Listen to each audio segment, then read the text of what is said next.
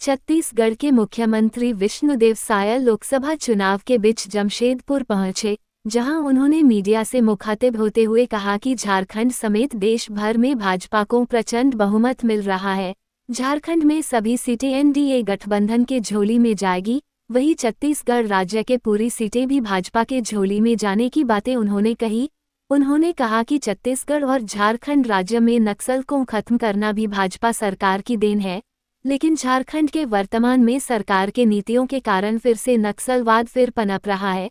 उन्होंने राज्य के पूर्व मुख्यमंत्री हेमंत सोरेन पर टिप्पणी करते हुए कहा कि जिस राज्य का मुख्यमंत्री ही भ्रष्टाचार के आरोप में जेल में है, तो इससे बड़ा दुर्भाग्य और क्या हो सकता है। उन्होंने कहा कि वे खुद आदिवासी समुदाय से है और आदिवासी से बड़ा हिंदू कोई नहीं होता है। साथ ही कहा कि इंडी गठबंधन के झूठ को जनता समझ गई है और इस कारण ये गठबंधन फ्लॉप है।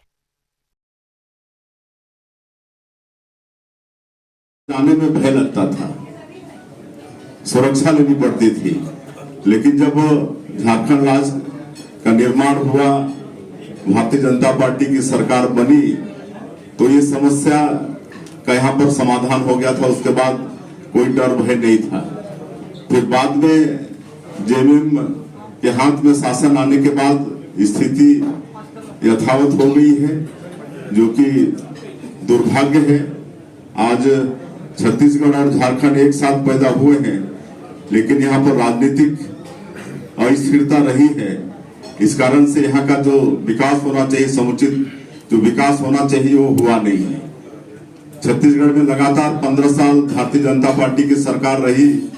वहाँ की जनता एक बार सरकार बदल के देखी कांग्रेस के लोक लुभावन जन घोषणा पत्र में आकर, लेकिन 5 साल में वहाँ की जनता को पता चल गया कि ये कांग्रेस के कथनी और करने में बहुत अंतर है।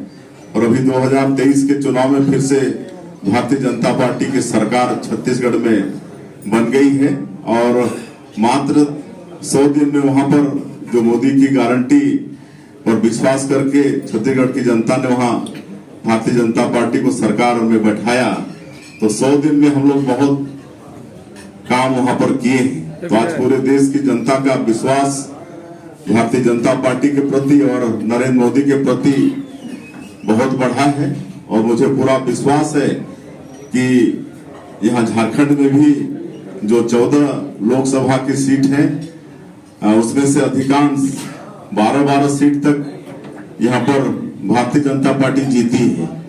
और इस बार भी हमको लगता है कि ये सब भी रिकॉर्ड टूटेगा, कहे कि जिस तरह से जेएमएम की सरकार में झारखंड में भ्रष्टाचार हुआ है, और ये तो बड़े दुर्भाग्य की बात है कि यहाँ का मुख्यमंत्री भी आज भ्रष्टाचार के आरोप में जेल के अंदर में है। इससे और दुख की बात और दुर्भाग्य की बात क्या हो सकती है कि मुख्यमंत्री भ्रष्टाचार के आरोप में जेल के अंदर में है और आज भी उनका बेल खारिज हो गया, ऐसा मुझे पता चला है।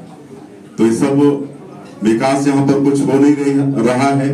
एक तो केंद्र की योजना यहाँ की जनता तक पहुंच नहीं रही है, उल्टा यहाँ की सरकार भी लगातार भ्रष्टाचार में लगी है। और सभी को मालूम है कि यहाँ पर मंत्री के पीए के नौकर के यहाँ कितना कितना पैसा 30 करोड़ 40 करोड़ रुपया मिल रहा है, तो कितने शर्म की बात। एक मंत्री जी के यहाँ भी काफी पैसा मिला था, शायद 300 करोड़ से ज्यादा पैसा एक सांसद के यहाँ भी मिला था। तो इस बार बिल्कुल लोकसभा के चुनाव में झारखंड की जनता कांग्रेस को और जेएमएम को इसका जवाब देगी और भारतीय जनता पार्टी को चुनेगी, ऐसा हमारा पूरा विश्वास है।